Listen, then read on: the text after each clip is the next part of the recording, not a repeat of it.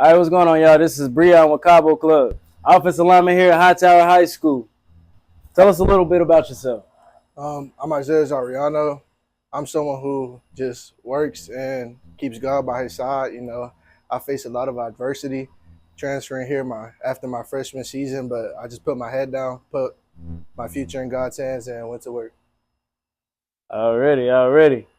All right, so Isaias, man, I got a couple questions here for you, man, if you don't mind me asking. Yes, sir. We're going to start with the early you. Let's start in the early beginnings, bro. So at what age did you first develop a passion for football, and what sparked that interest? I was a soccer player growing up all my life. I first picked up a football when I was 7 years old, and it took off from there. It took off from there. So what did you learn? What would you say the difference with coming from that young age, soccer and football? Well, the difference, I always had the size. The difference was just the techniques and switching positions, because coming from soccer, I was a striker, and then moving into football, they made me play center. So it was just a change of, physical, like being more physical sport. Gotcha. So can you describe the feeling you had your very first time you stepped on a football field, and was it everything you imagined? My first time I ever stepped on a football field, I was very scared. I was nervous. My first time ever putting on pads and a helmet. I always hear a lot of things about people getting injured, so it was very scary. But after that first snap, I fell in love with the game ever since. Got you. So what was some of the biggest challenges you faced when you first started learning and adjusting to the game of football? Well, really, at a young age, playing center, having to snap the ball and learn all the techniques and stuff at a young age was probably the hardest part, but I got through it. Already. So now we're going to step into the next phase of these questions. I call this motivation and mindset. So was there a person or a moment or an experience that motivated you to start taking football more seriously? Yes, my Little League coach, Coach Conway, it was a point where I was going to quit football and focus on soccer, since I was always a soccer player. And, he'll always be like, you'll go farther with this football stuff. And he was telling me how my team depended on me. So I chose football over soccer, and ever since is when I knew that's what I wanted to do. Been tunnel vision ever since. Yes, sir. Understood. So what inspired you to dedicate yourself to becoming one of the most feared offensive linemen instead of following more of a high-profile position like defensive tackle? Like Michael Brocker, Aaron Donald. Yeah, the list go on. Well, going into middle school, I always played O-line, D-line. And at first, I actually liked D-line more and was going to pursue going over to D-line. But it was my last 8th grade game where I put someone on their behind. And ever since, I just this is what I want to do. Got you.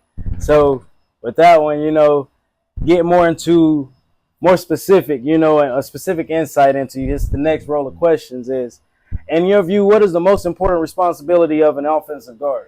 As an offensive guard is not getting beat up inside, because tackles protect the outside, guards protect the inside. So it's always never get beat inside. So you think I have a chance if I was out there? Nah. Possibly. So question, do you take more pride in pass protection or run blocking, and why? I would love to say I like pass protection more, but if you cut on the field, it'll be run protection. With the first couple of plays, getting the hell to somebody, they always end up on their back. But me personally, I'll go into run protection, but I love pass protection more. I got you. So everyone knows mistakes happen, but in football, when you make a mistake, how do you mentally and physically bounce back from a missed block or a penalty? Yeah, that's something you have to mentally put into your mind. You can't let those mistakes happen.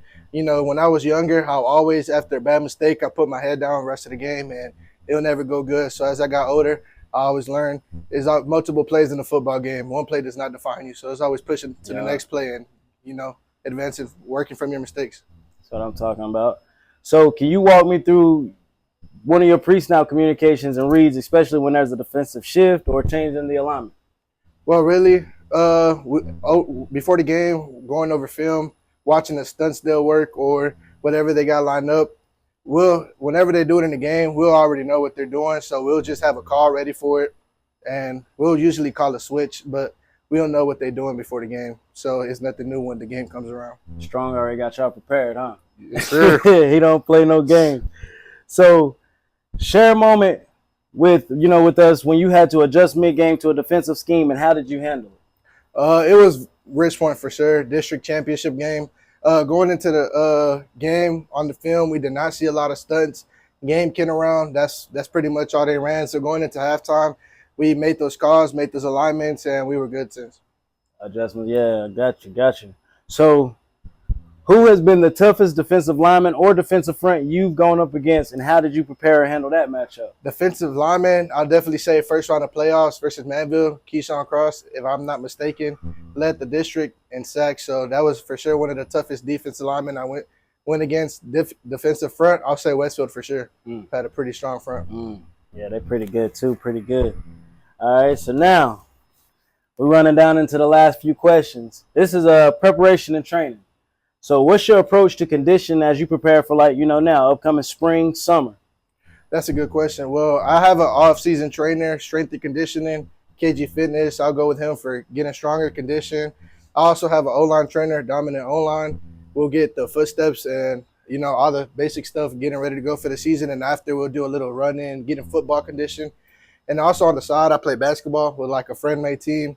H-Town Mambas, yeah, we play basketball on the weekends, get that running going, because it's a different game, so it's good conditioning too. So you stay at it, stay fit. You got to keep it going, So has football taught you anything significant about yourself or changed the way you yourself as a person? Yeah, it did for sure, good and bad. Sometimes when you're going through tough times, all you're thinking about is like, who would I be without football?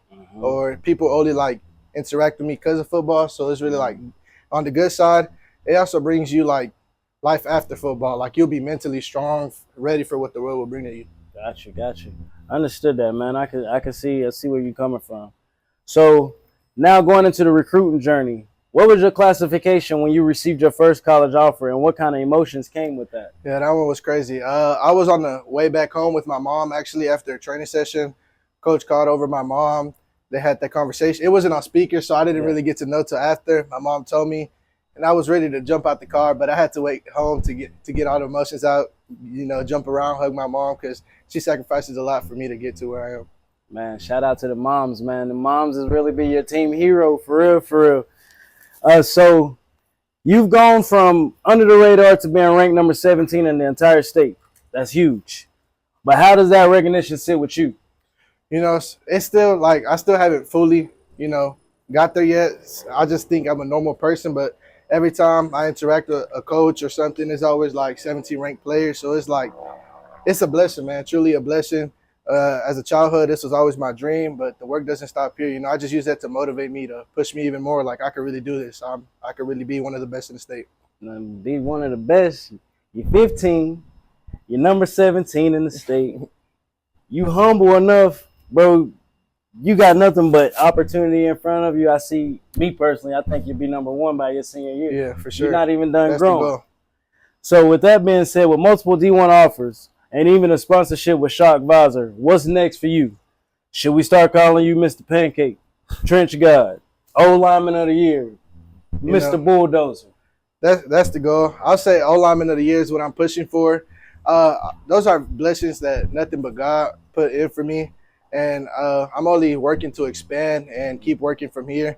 That just really motivates me to keep going and keep pushing.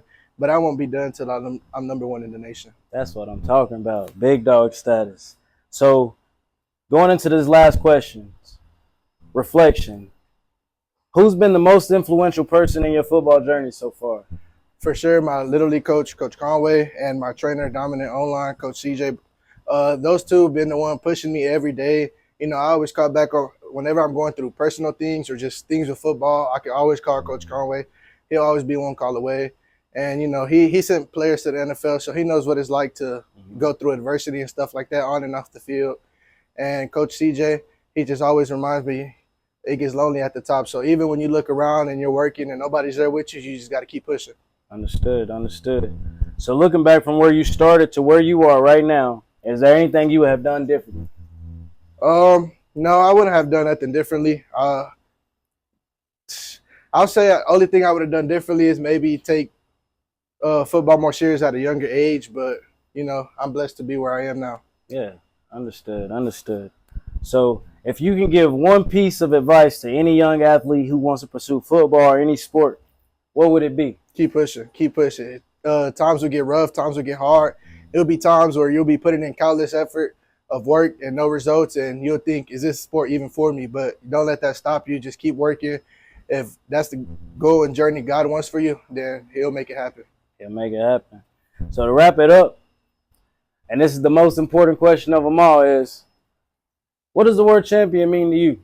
You know, many people say champion is, you know, a one-person thing, but champion for me means somebody who always puts their teams first, everybody else before them, a team effort for them to able to become a champion, and that's what I think champion means. Someone who's not selfish. There we go, man. That was a great answer. So there you have it. You can follow him on Instagram at 77 plays. Other than that, man, y'all keep an eye out on him on everything. But man, that's Isaias, man. Talk your jump, man. Talk your jump, big dog. I'm number one. It's coming soon. That's Thank you.